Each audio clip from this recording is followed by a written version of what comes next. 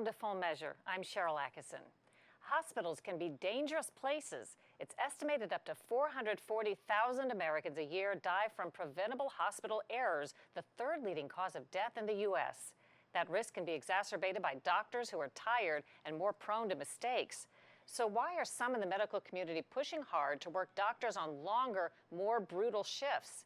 We begin today with a controversial study going on right now at 63 hospitals, including the University of Pennsylvania, Johns Hopkins, and Yale University. The test subjects are hundreds of thousands of patients who have no idea they're in a study, and thousands of doctors who have little choice but to take part. It's clearly unethical research. It's among the most unethical research I've ever seen, in fact. Dr. Michael Carome is a medical ethicist with the watchdog group Public Citizen. He's talking about the controversial study I Compare. Funded with millions of your tax dollars, it's testing the endurance of young physicians to see quite literally, do more patients die when their doctors work longer shifts? There is substantial evidence that residents who are sleep deprived, particularly first-year residents, make more medical errors. And those medical errors can lead to harms and even deaths to patients.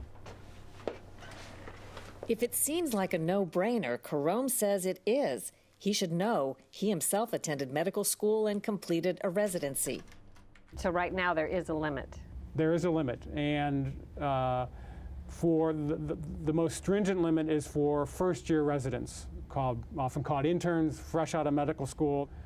And for those residents, there is a maximum of 16 consecutive hours that they're allowed to work.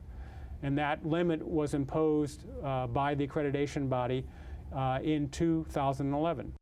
Yet in I Compare, residents can be assigned to shifts that break the normal rules and far exceed the 16-hour limit. They may work up to 28 hours straight. So are the patients of the sleep-deprived residents being told you're being cared for by somebody who isn't following the normal protocol? No, they are not. That's the most egregious problem, Carome says, that I Compare violates basic tenets of human research, informed consent rules requiring the test subjects be told about and choose whether to take part in any research. There are actually two groups of subjects in this study. There's the patients of the residents, and there's the residents themselves.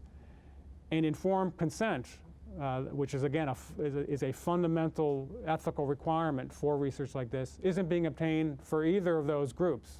Now the residents, they know they're in the research because they're being told, but they don't have a choice. They're told, but it's not consent. They're forced to participate in the research. If they don't like being in the research, they can quit the training program, and that could be very damaging to the career. So it's very coercive to them. It's a great list. Dr. Robert Klitzman is on the other side of this debate. He's a bioethicist at Columbia University Mailman School of Public Health. There's a tension. On the one hand, we want to have doctors who are awake, but we don't want to have so many doctors coming and going and coming and going that there's going to be a breakdown in care. According to Klitzman, patients benefit from doctors working longer shifts. Fewer handoffs mean continuity in care. He says it's not necessary to tell patients they're in the study and being seen by doctors working outside the normal rules because there's little risk. We want science to go forward that can help people and help their lives. But if sometimes to do that science, if you had to get informed consent from every single person, and the study is minimal risk, that there's no more risk than there would be if you weren't in the study, basically, that we say, you know what, in these cases, if we ask for informed consent, we're not going to be able to do the study. In other words, I Compare researchers assume sleepy doctors aren't more dangerous, so there's no reason to tell patients they're in a study to see if that's true. Carome says that's faulty circular reasoning and that unsuspecting patients at 63 hospitals are being put at increased risks of medical errors and death. The issue of sleepy doctors has long been recognized. Current work-hour limits were prompted by the case of teenager Libby Zion. She died in a New York hospital in 1984 under the questionable care of exhausted residents who routinely worked 36-hour shifts. And then there's the case of 15-year-old Lewis Blackman, who had minimally invasive surgery at a South Carolina hospital. Gifted young man. In this web video, his mother says numerous overtired residents and interns missed signs that medicine was eating a hole in her son's intestines after surgery. Lewis bled to death in the hospital. And he said, "We lost him." That made no sense to me. It didn't fit into anything,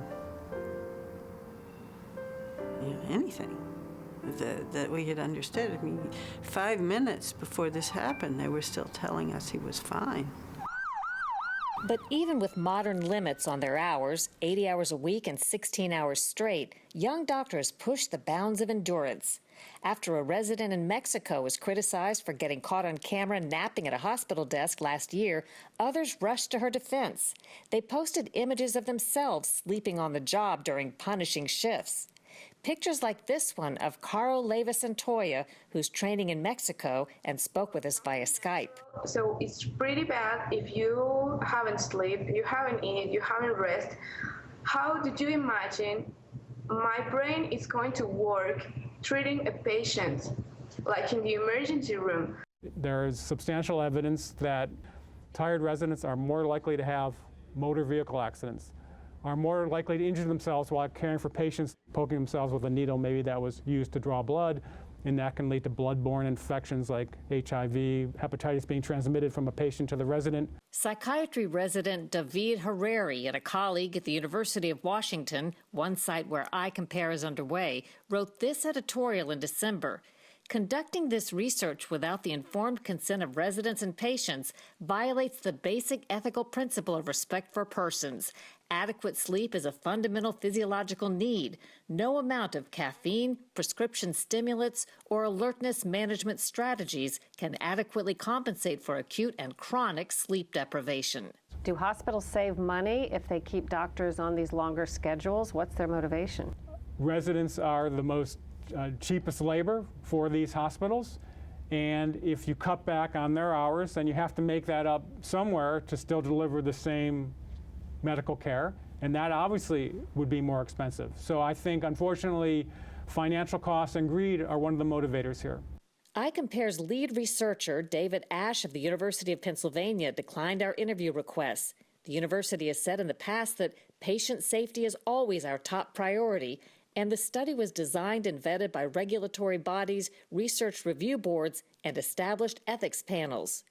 Even without knowing how this study will turn out, Klitzman thinks there's already enough evidence to favor longer shifts for doctors with fewer handoffs. If you were to ask people in a surgery, do you want to have one doctor be the one who sees you from beginning or end, or doctors coming and going, each turning over the knife to the next one? I think most patients would say they'd prefer to have one doctor. Not if he's on hour 28, says Carome. Some doctors, don't they wear those long hours as a badge of honor? Sort of like, I did that when I was a resident. What's the big deal? I was fine.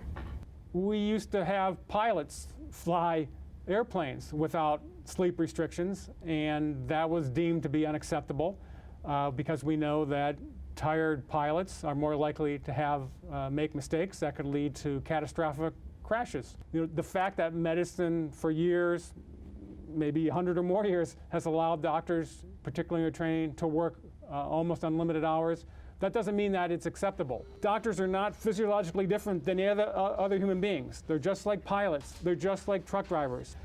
And for some reason, senior doctors think they're impervious to the effects of sleep deprivation, and that's simply not true.